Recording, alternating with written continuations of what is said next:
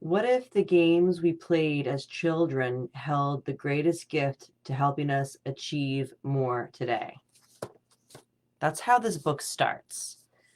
This is a freaking fantastic book. And I don't say that a lot. Well, maybe I do say it a lot, but I only say it about books I really like. And I read a ton of books, and you probably only hear me talk about like 2% of them. But this book, The Alter Ego Effect by Todd Herman, is a life-changing book for business or personal. It's amazing. So on this Facebook Live, I'm going to try and just give you the highlights and tell you why it's so great. And so you're going to watch me fumble around with my notes because there's so many great things. And in the end, just, sign off Facebook right now and go buy the book really is what you should be doing. But if you're not going to do that and you just want to watch me fumble through my words, then keep watching. So this book is exactly what it says. It's creating a superhero of yourself, an alter ego of yourself. And he talks about in the book how that's basically what his business does. He works with the world's ultimate athletes, movie stars, people at the very top of their field, and helping them create this alter ego to become the best version of themselves on whatever field of play they're in. So, for example, if he's working with an NFL player, it's when they step out onto that field on game day, who they want to become. And the same with an actor or a CP or a CEO. The same for a father who doesn't get to see their kids that much and wants to be the father they want to be. Who do you become on that field of play, your time with your kids? So it's such a great book in how he describes not only why this works, how he developed it in brief form. So it's not boring at all. It's really fun to read about. But then he gives you the step by step on how you can do it for yourself. So that's what I'm going to try and highlight through my notes and through some of the highlights that I put in the book, which I think is so great. So he kind of starts out with, once he describes what this is all about, and getting into how you develop your own alter ego to become the best version of yourself, is in writing a list of what you want to stop doing, like who you want to stop being, what you don't like about yourself, but not quite that. It's more he wanted you to write a list of what you want to stop doing or what you want to do less of. Right. And so you write this list, and I did mine. There was probably, I don't know, maybe almost 20 things. I want to stop doing this. I want to do less of this. So when you have that list, naturally, the next thing you do is, okay, well, I want to do more of this. I want to be more like this. I want to do these things. And then that's where it all kind of begins. Like, okay, what do I like? What do I like about myself? What don't I like about myself? And how do I do more of what I like? So he starts with that. The very next thing he does to really dive in to creating your alter ego is defining the enemy. He calls it to pull the enemy out of the shadows. And the enemy is not a person or a place or an animal or anything like that. It's actually the traits that you don't like about yourself when you're on that field of play, things that you kind of want to go on the wayside. So again, back to the example of an NFL player, and he talks about different athletes and movie stars, but the NFL player, it's, you know, fear, doubt, self-doubt. Those things have no place if you're on the NFL field and you want to go and you want to play your best game, right? So he talks about defining the enemy and what you don't want to happen. So some of the characteristics are, getting anxious, getting too emotional in certain places. That doesn't work for you. Doubting yourselves, being fearful, feeling like an imposter. He does talk about imposter syndrome. So you're pulling these character traits that you don't want to show up out of the shadow so that you can identify them, and then you find a way through your alter ego to cast those aside so that the best version of you can come through.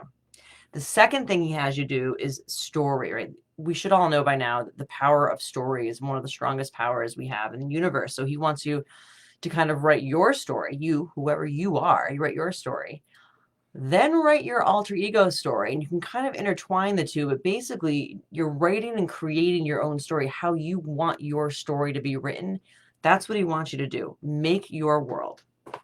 And God, I love this book. I can't even tell you. He put some quotes in here from one of his favorite authors and one of mine too, Jim Rohn. This guy is incredible. And some of the quotes that he's gotten from him spending time with Jim Rohn are, whatever good things we build end up building us. If you don't like how things are, change them. You're not a tree. It's a great one. We must all suffer one of two things, the pain of discipline or the pain of regret. One of the greatest quotes. You probably see that on posters everywhere, and Jim Rohn said all those. And lastly, he had actually said personally to Todd being the author, if you're not willing to risk the unusual, you'll have to settle for the ordinary. Great stuff. So then after the power of story, the third part is your power of mission. So that really dives into what's important to you. Why are you even doing this in the first place? Like, you need to have a core mission to be able to drive you forward. So he dives into how you define what your mission is. The fourth part is defining your actual superhero powers and then crafting a name. And a lot goes into this, and this is a really, really fun exercise to do. And you can do it in a couple of ways. One way is you can just write out all of the characteristics that you would want your superhero, your alter ego to have, right? You'd write them out, write all the characteristics. And once you take a look at that list, someone, something, some animal, something might develop for you, and you'll be able to spot, oh, that's what my alter ego is. It's this.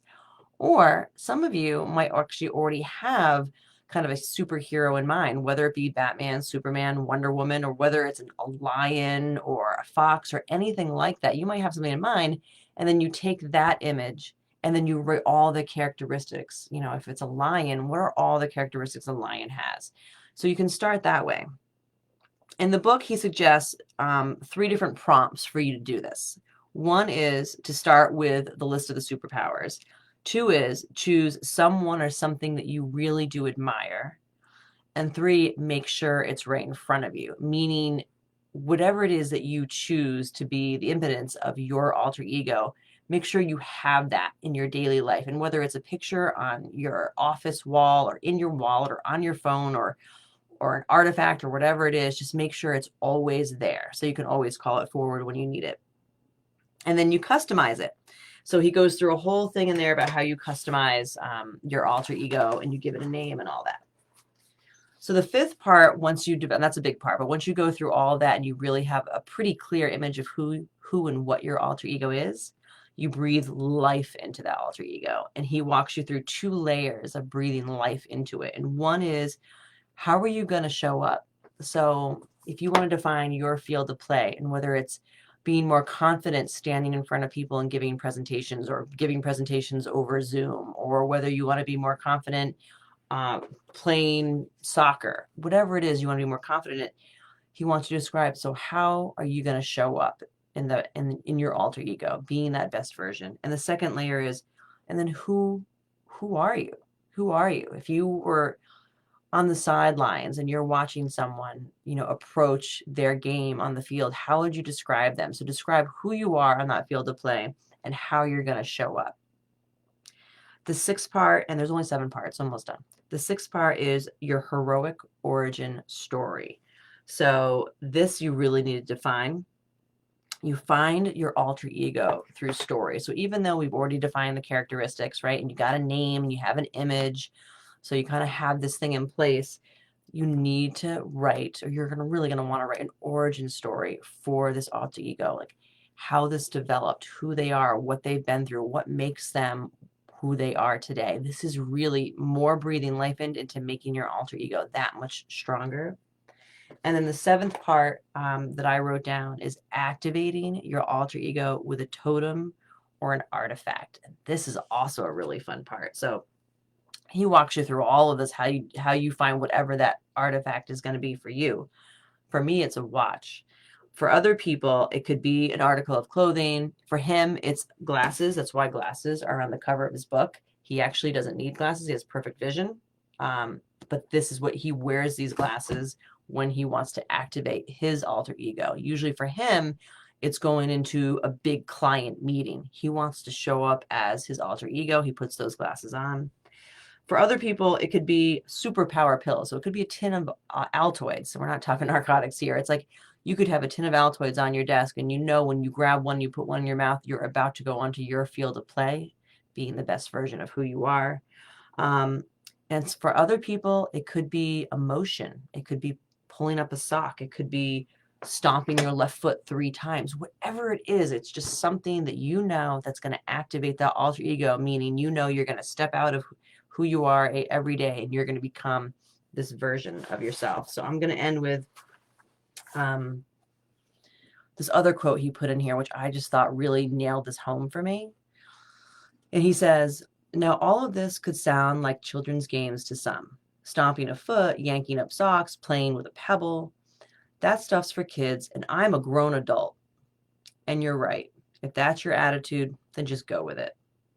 It's just that you're denying science, you're denying the way your mind already works, and you're denying the way elite people live and perform. And he can say that because, again, his business for a living is working with elite people and making them the best in their fields.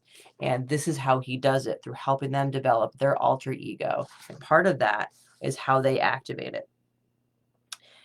Another part I wrote is he writes, every time I come home from my office, oh, this is actually one of his clients. Every time I come home from my office and before I step into our home, I pause, grab a bracelet my daughter made for me, and I slide it on. Now it's time for Fun Dad to show up. Not the coach, the businessman, the investor. It's Fun Dad. I love that part too. Because after reading this book and taking so many notes and having so much fun developing my alter ego to be the best version of myself at work and to grow my business and who I want to be as head of this company. But I also developed another one so that when I go home and I'm with my kids, I am fully present for them because I want them to say, man, I got the best mom in the world. And how am I going to get that done? Well, I'm going to show up for them and I'm going to be the best mom in the world for them. And that's a completely different artifact that I have for being that person. So anyway, that's my long history of this book. It's so good. So much fun. Highly recommend it. And we are going to create kind of a checklist. If you want to just bypass the book and figure out how to do this for yourself, we're going to have it downloadable in our blog at the end of the week. That's it. Thanks so much for watching. Have a great day. Bye.